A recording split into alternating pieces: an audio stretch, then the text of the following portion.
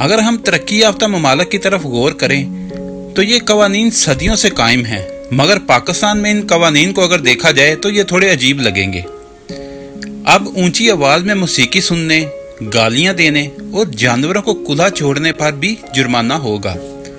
इस हवाले से एक मीडिया रिपोर्ट में बताया गया है कि लोकल एक्ट गवर्नमेंट पेशावर में इन तमाम जराइम पर जुर्माना करने की सिफारिश की गई है। स्पीड ब्रेकर बढ़ाने पर 20,000 जबकि फहश इश्तहारात पर 5,000 से ज़ायद जुर्माने भी तजवीज़ किए गए हैं। लोकल गवर्नमेंट के तरमीमी एक्ट में 48 हलाफ वर्जियों पर जुर्माना करने की सिफारिश की गई है।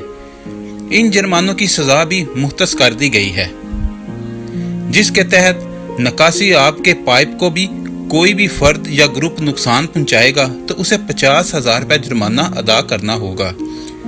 इसके साथ साथ फुटपाथ, नालियों और इसके अलावा दीगर पब्लिक मकामात अवाम की बेहतरी के लिए बनाए गए हैं।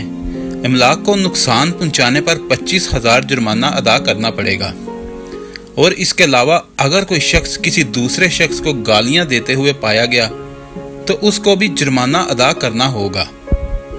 जबकि हॉस्पिटल जैसी जगहों पर ऊंची आवाज में मौसीकी सुनने वालों के खिलाफ भी कार्रवाई अमल में लाई जाएगी। मीडिया रिपोर्ट्स में मजीद बताया गया है कि कब्रिस्तान के अलावा किसी जगह पर मैयत दफन करने और गैर कानूनी स्पीड ब्रेकर बनाने पर भी भारी जुर्माना आयद होगा।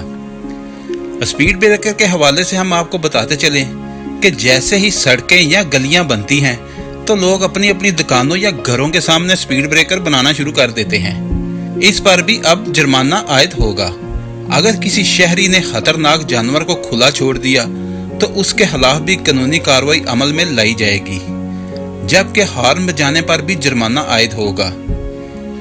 इसी तरह तकरीबन 48 ऐसे जराइम हैं जिन पर जुर्माना आयद करने की सिफारिश की गई है, जिसके बाद शहरी इस तरह की कोई भी मनमानियां नहीं कर सकेंगे, जैसा कि दूसरे मुल्कों में होता आया है।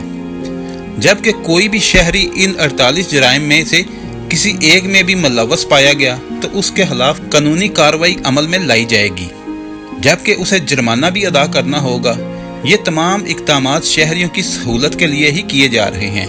अगर आपको हमारी वीडियो अच्छी लगी है तो इसको लाइक और शेयर करें और हमारे चैनल को सब्सक्राइब करना ना भूलिए। शुक्रिया।